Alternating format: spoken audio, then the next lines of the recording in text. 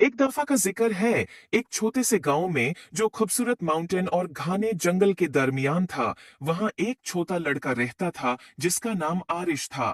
आरिश बहुत क्यूरियस और एडवेंचरस था, हमेशा अजीब और फैंटास्टिकल जगहों कई सपने देखता रहता। एक दिन गांव के किनारे की सैर करते हुए उसने एक रास्ता देखा जो उसने पहले कभी नहीं देखा था। ये रास्ता एक पुराने जादुई घर तक जाता था जो फूलों से ढका हुआ था, और एक गार्डन जो जादू से चमकता था उसके इर्द गिर्द था। आरिश खूफ और जोश से घर की तरफ बढ़ता है।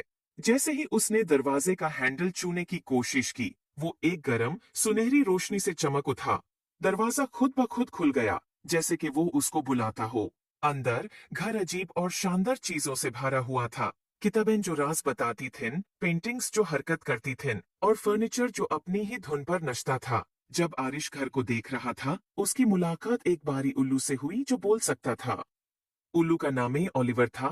ओलिवर ने आरिश को समझाया कि ये घर जादू की एक दुनिया है, और ये किसी ऐसे शख्स का इंतजार कर रहा था जिसका दिल पाक होता कि उसके राज मालूम हो सकें। घर का अपना एक मैजिक था, जो अपना जादू उन लोगों से शेयर करना चाहता था जो इसके लायक थे। ओलिवर ने आरिश को घर के अंदर घूमने में मदद की और उसे अद्भुत कमरे दिखाए। एक गार्डन जहां फूल मिलकर गाते थे, एक लाइब्रेरी जहां हर किताब एक अलग दुनिया का दरवाजा थी, और एक रसोई जहां मसाले और इंग्रेडिएंट्स खुद नाच कर खाना बनाते थे। हर कमरा एक नया राज था, और आरिश ये देखकर बहुत खुश होया।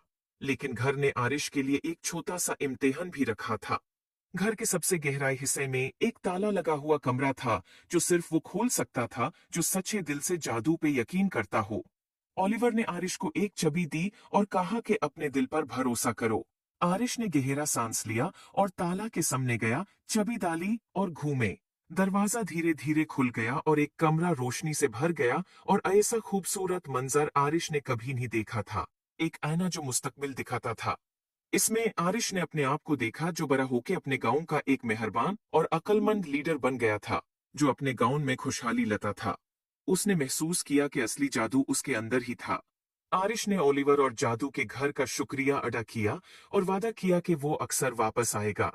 और इस तरह आरिश और जादू का घर सबसे अच्छे दोस्त बन गए, और उनकी दोस्ती ने गांव में सलोन तक जादू और खुशियों को ले आया। उम्मीद है आपको स्टोरी पसंद आई होगी। Please like and subscribe my YouTube channel